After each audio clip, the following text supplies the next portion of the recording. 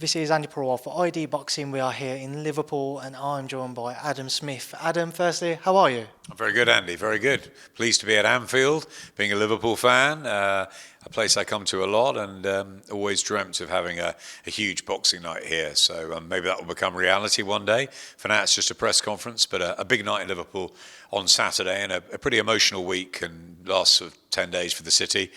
And I thought what the fighters said at the press conference was spot on. They were fantastic. They're role models, and let's hope that people are talking about the sport this weekend, and there's some positivity in the city because it's a brilliant place. It certainly is, Adam. And as you mentioned, there's a rich sporting history within Liverpool, and you've always had a desire yourself as a Liverpool fan to try and host a show here, going back to when Callum Smith was working with you guys. Do you think it's a realistic opportunity for you guys to maybe put on a show here at some point? And if so, I'd imagine it would be with Liam. What type of fight would have to be made to secure a bout big enough at Anfield? It might be a race between us and Eddie and Matchroom, because Ben's a big Liverpool fan. We're absolutely... We would definitely like to put a big show on at Anfield. Obviously, Eddie put one on at Goodison a few years ago for Tony Bellew, which was brilliant. Difficult to walk on the pitch with him, being at Goodison Park, but for us at Anfield will be amazing.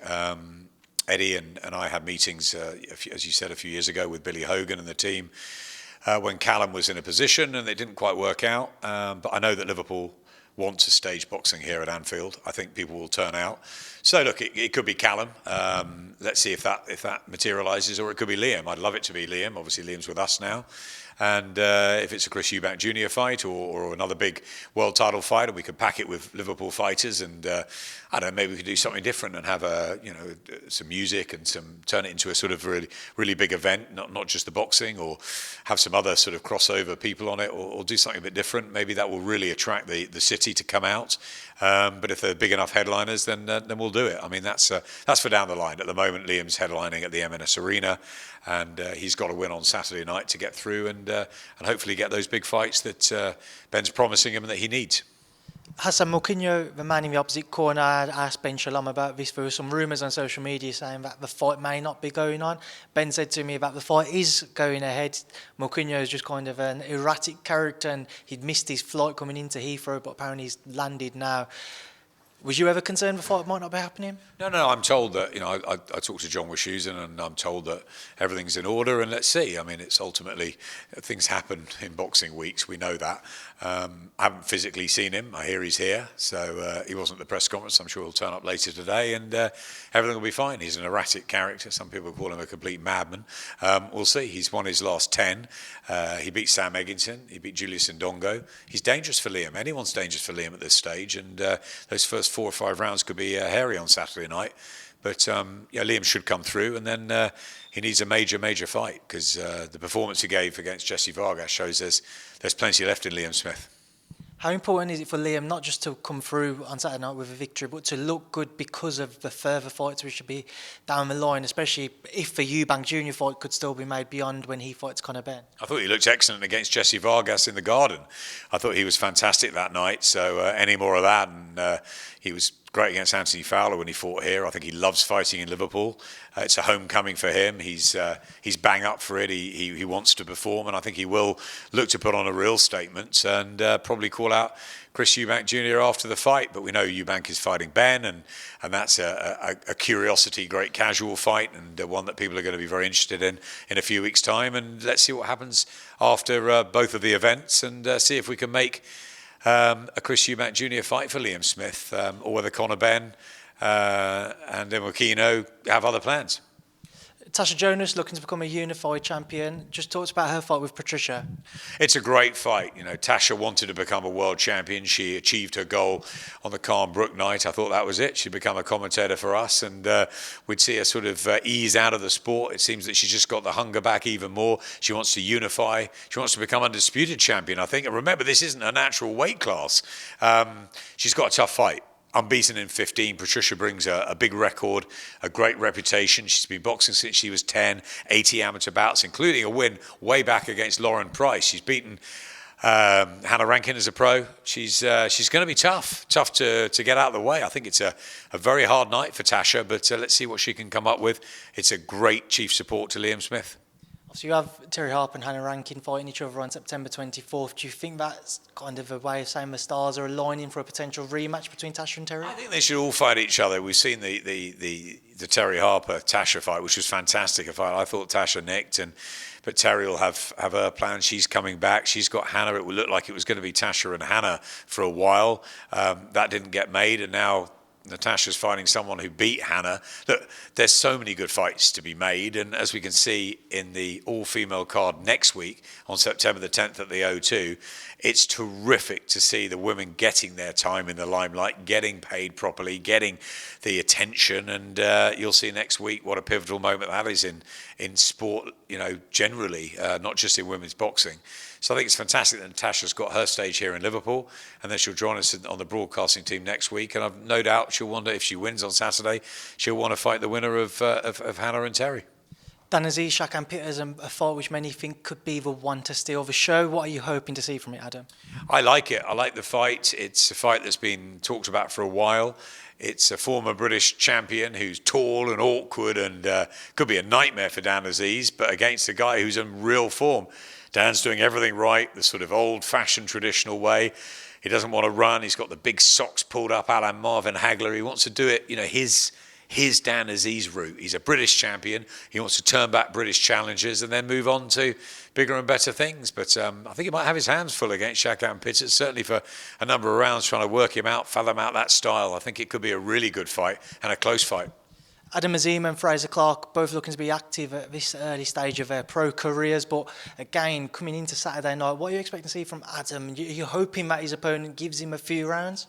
You mentioned that word active. I think activity is the most important thing. Activity along with momentum. Fraser had that injury, so I think he's just pleased to be back out so quickly after the win in Bournemouth. He's got an unbeaten fighter in front of him. Adam's got a more experienced guy he has lost, but he hasn't been stopped, so maybe they're looking at a few rounds. But to be honest, Adam's very, very tough to match, and let's be honest with that. He's a phenomenon. Shane McGuigan will tell you. I think so. I think he's a very, very good fighter, and I think he's got star quality all over him.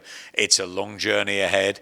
It is early days, but he does remind me of those early Nassim Hamid days or early Ricky Hatton days where he's cutting through his opponents very quickly, almost effortlessly, and some of them have got good records. So it's getting a mixture. It's getting that balance right. He wants to become the youngest world champion. Fraser wants to take his time a bit. Lauren and Caris are sort of, Caroline are desperate for these big fights because they've been on this elite squad with Team GB. They fought the best. So it's a very difficult process that John Wish and Ben and Boxer have, and us alongside, matching them right and knowing when to pull the trigger. It's very complicated. It's almost more complicated than what they're doing in the ring. So all they've got to do is keep performing, and I think Fraser and Adam will impress again on Saturday night. Campmate of Fraser Clark's Anthony Joshua, obviously he's caught up out in Saudi Arabia after his loss to Alexander Usyk. Just a bit of time's passed since then, Adam. I just want you to take me back to it and reflect on the fight, please. Look, it was a really good fight. I think that boxing was the winner. I'm really pleased that we got it on Sky Sports box office, and we got it late, so it was a very quick build-up. I got to Saudi fairly late as well. There'd been a lot happening in the week, and I just am really pleased that both fighters turned up and gave us an incredibly good fight. And from Alexander's point of view, much bigger things than boxing have been happening in his world. He had difficulty getting back to Ukraine, leaving Ukraine. He's gone back there now. He was almost fighting on the front line. I mean, there's so much more to his world at the moment. He had to compartmentalise, go back to a training camp in Dubai, and he had the pressure of having all those belts on his shoulders. And AJ was now, challenging. He was the one that was putting it all on Alexander. AJ. He changed from Robert McCracken, who guided him all the way. That was a big ask, to not have Robert with him. But you had the other Robert Garcia. They came up with a game plan. Everything went well in training, and he was fantastic on the night. I thought he put a tremendous effort together. I thought he was much better than he was at Tottenham. There were some real classy moves and fantastic work from AJ in there. I think he had that moment in the 9th round where he could have possibly stopped Usyk, but Usyk, showing his champion heart, showing his minerals. He came back in the 10th round and closed the show. But yeah, there's no disgrace losing to Alexander-Usyk a couple of times. The guy's a phenomenon. He's like Fury. And I think AJ, in the sort of rants and the difficulty he got himself into afterwards with grabbing the microphone and maybe, saying the wrong things or saying them at the wrong time and not letting Alexander have his moment. I think, he was hyped up with the emotion. And, if you sort of pick the bones out of it, what he said was he was giving respect to Alexander and just saying that Alexander and Tyson sort of natural born fighters and what I've done since I was sort of 17, 18 and I've turned my life around. So I think there was all this pressure on his shoulders and I think it sort of poured out. So it was a mistake. As Fraser said in the studio, he spoke so well. He would have grabbed the mic away from him and just given Alexander that time because it was Alexander's moment. So, look, it was disappointing in a way what happened afterwards, but you can understand it. And as the dust settles, the guy he's had so much pressure on his shoulders. He's been an incredible role model for British boxing, continues to be. So he was still in the zone, the gladiatorial zone after a fight that, he wanted to win so bad. I think we can excuse him for that. I think that it's obviously he's a role model to kids and maybe he would want that time again. But look, the dust has settled. AJ goes on. What he did in the ring was fantastic. He lost a fight. He goes on. He can have a great career going forward. There's a lot of big fights out there for him. And, I just don't think there's any harm in losing. I said that Ricky Hatton lost to Mayweather and Pacquiao. He still beat everybody else. To losing to the two great fighters of your generation, but having a phenomenal career, there's nothing wrong with that. And just AJ has had a poster boy career, hasn't he? He's brought stadium events alive. He's been brilliant for our sport, brilliant for Sky. Absolutely agree with Eddie that he's been fantastic for Sky. Continues to be part of our business, even though he goes to the zone. He'll still be part of our fabric and our furniture. We'll always champion Anthony-Joshua. He had a great night, I thought, in Saudi. He boxed as well as probably he could have done against Alexander-Usyk. But Usyk just has moves and mobility and skills that just very few have. And I think that's fine. So my memories will be a really good fight, a competitive fight. AJ was much better. Usyk was better still. And, the aftermath was the aftermath. Alexander should get all the credit. Maybe he didn't have that moment, but I think that's a question for Anthony. And I think that obviously he said that he doesn't really remember it. It was all a bit of a blur, and maybe he said the wrong thing. That's something for him to reflect on. But from my point of view, cut him some slack. I mean, AJ's been amazing for us, and will continue to be. And Alexander-Usyk as well. I've got great affection for both men, both camps, and I thought it was a terrific advert for boxing, and just a shame with the way it sort of unfolded afterwards. But I think it's understandable. Matt Christie's column in Boxing News I thought was brilliant. I thought he said, "Look, these guys are fighters. We love them when they're fighting. We love them when they can be nuts. We love them when they can be the good guy, the bad guy. But let's remember they put everything into this, and sometimes maybe they read it wrong." Just on the speech after the fight, Adam, a few people have kind of questioned Anthony's mental state and if he maybe just needs some time away from the sport. Do you understand that? Do you feel this what would be best for him now? Look, I think as I said, it's difficult. You gauge into it. What was it? Was it the fact he often grabs the microphone after a fight? He likes to have his say. He likes to thank the crowd, and in a way, he was thanking Usyk. Was it the right time? Was it the right way he was speaking? No, but do we see what he was trying to do? Yes. And look, could it have been that he was, still concussed from the fight slightly? Could it be an emotional thing? Could it be the fact that he heard a scorecard which was in his favour and suddenly, having sort of almost accepted defeat, thought maybe I should have got it? And maybe he was confused afterwards. I don't think that is the question for me to answer. There's many more people that are closer to AJ. What I do know, in knowing Anthony, is that he is competitive, that he's a good guy, and that he'll want to come back and be in competitive fights. I'm sure he will. It's up to him whether he wants some time out. That's up to him and his team. As far as his boxing went on the night, which is, I guess, what we can reflect on, he was terrific. So we'd love to see him in with the likes of, I don't know, I'd see him in maybe a in the autumn-winter period against someone like a Manuel Char or I would have said Robert Helenius if he wasn't fighting Deontay Wilder or a Trevor Bryant or someone that he can ease back into and maybe get a knockout win, and then he'll be right in with the Dillians and the Deontays and the Andy Ruiz or maybe Luis Ortiz, depending on what happens on in that fight. So there's Joe Parker, there's Joe Joyce. There's so much out there in the heavyweight division. He's made a lot of money, AJ, but he's competitive. And the fact he's a two-time heavyweight champion for someone that, as he said, didn't really start till he was 18. I mean, he's done pretty well, hasn't he? I think it's been a phenomenal story. And look, it's up to the closest people around him to see whether they want to support him, and he needs a bit of reflective time. But I think he had a long time out of the ring. I think he needs probably to keep busy. I think that's probably the best way forward. But whatever happens, I'm fully in support of Anthony Joshua. He's been brilliant for us, and I'll always be in his corner. What did you make of Robert Garcia's corner work? A few people questioning what he had to say in there, and he had Anthony Joshua 3 rounds up after the first 3 rounds of a fight. Just your thoughts? Look, I mean, scoring's debatable. It's everyone sees what they see. I think Matt gave 2 or 3 of the first rounds to Usyk. Some of them were close. I didn't see AJ in that sort of lead, for example, that the judge had him, I think, winning 5 of the first 6 rounds, which I don't understand. But we're not there to score the fight. We're there to call it, and the judges are there to score it. And Robert Garcia and Angel Fernandez in the corner, that was the first time. I mean, Angel had been in the corner before. The first time they were working as a unit. I wasn't quite sure who was going to do the talking, and I think maybe they weren't. Angel said he was going to do it, and then Robert. Look, ultimately, that's for them, and that's for AJ to look back at it. And what I do know is that the camp had obviously gone very well.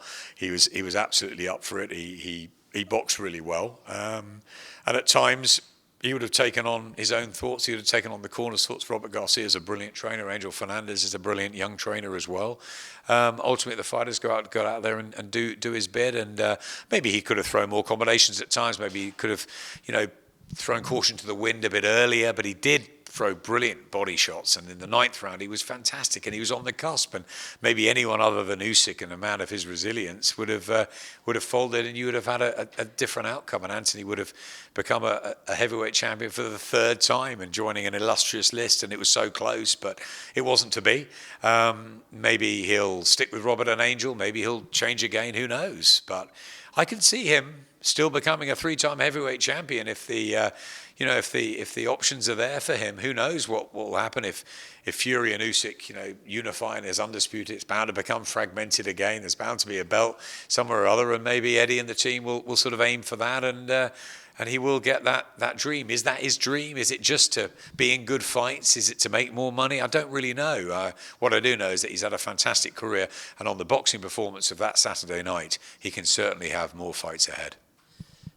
Adam, just on a biased commentary front, obviously I'm sure you've seen the comments you've been asked about in a previous interview.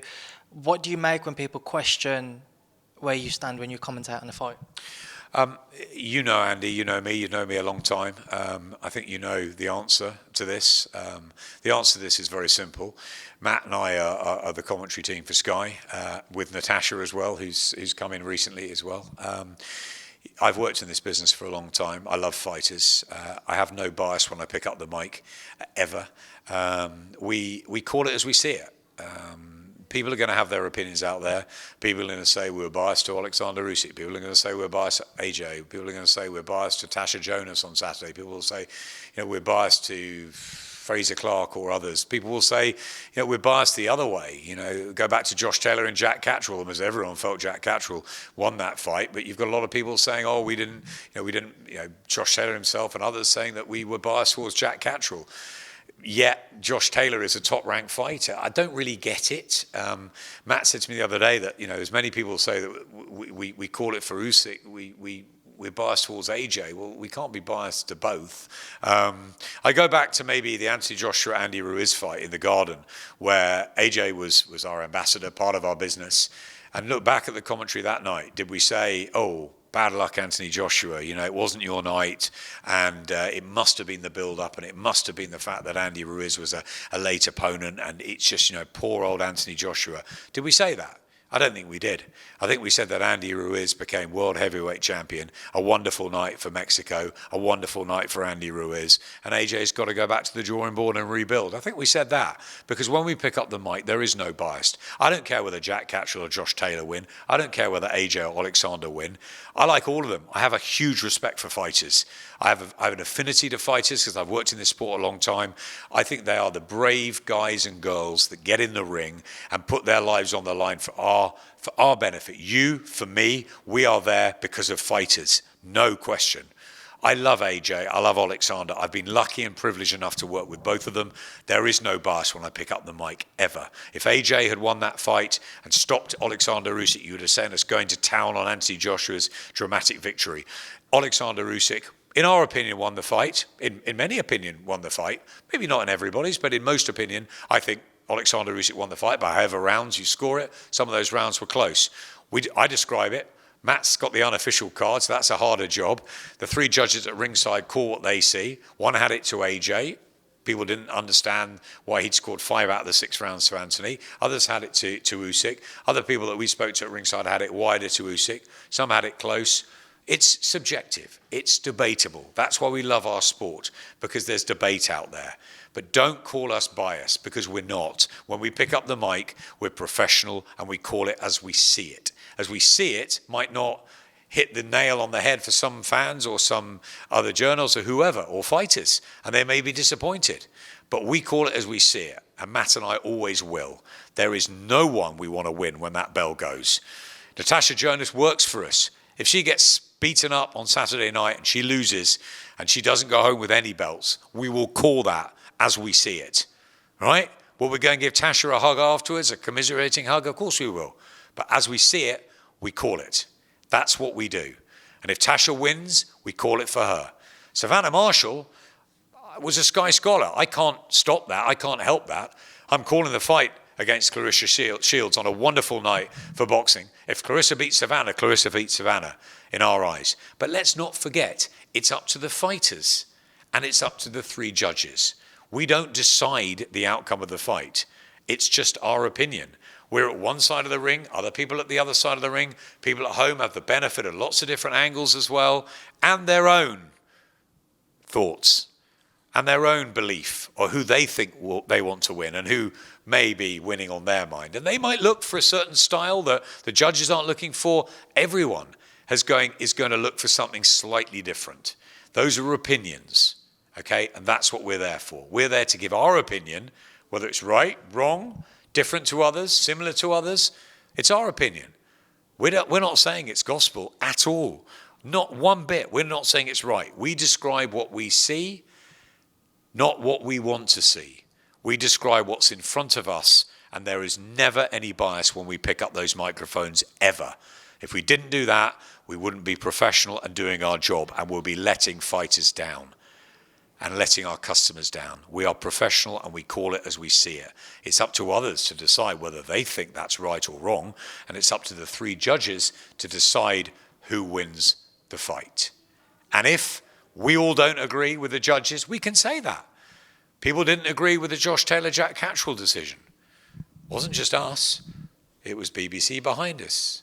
It was all the journos at ringside. It was the fans at home. It was But then there's a lot of people that suddenly say, well, hang on a minute, Josh Taylor won that fight. Or why didn't you say Josh Taylor? You're always there to be shot at. You're always there to be to people to have their opinion. We know that. We understand that. That's the job we do. But all I can say, Andy, is that we do as professional a job as we always have done. When we pick up that mic, there is not one fighter we want to win. We don't care. Matt would sit there and tell you exactly the same thing. We don't care. We pick up the mic. We want them almost to both win. We want them to have success. That's what you want in your heart for fighters. But professionally, you pick up the mic and you call that fight. Did I think Katie Taylor was very lucky to get past Delphine Besson in the Garden? Yes, that was her luck.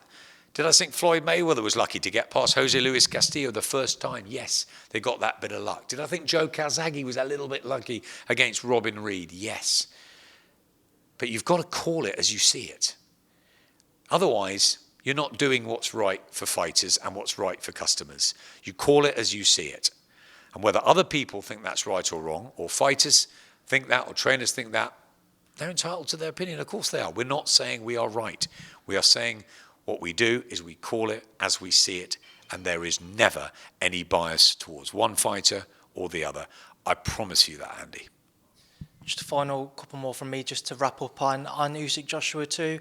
Pay-per-view numbers, what are we looking at? I think we were really pleased with the business. I think obviously there was a short time between us getting the contract and the rights over the line, because it was really important for us to have that massive fight on Sky Sports box office.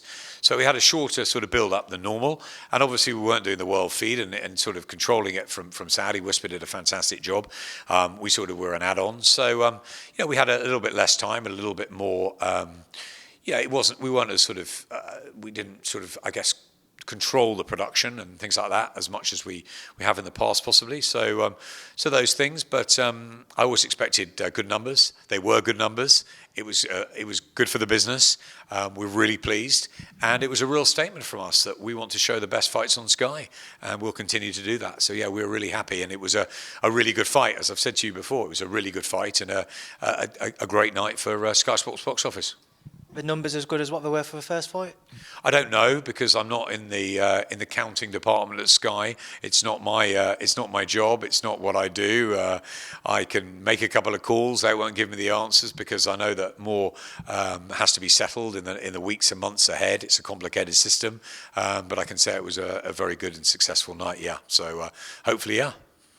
And final one, Fury-Usyk seems to be the one which is ever closer to being made now. Your thoughts, Adam? Do you believe we will see that next? Yeah, I think it's got to be made. I think Tyson always was going to come out of this retirement, and I think this is the perfect fight. Whether it was Anthony or Alexander who got through in Saudi, it was the perfect fight to come out. It's got to be. We've got to see this undisputed title. They'll have to pay Tyson a huge amount of money, obviously, but they both deserve a great amount of money. They've both been fantastic, and this is the fight that everybody wants to see. I'm sure it will happen, whether it's in December or more likely in the new year. I'd love to see it, and I hope we're covering it.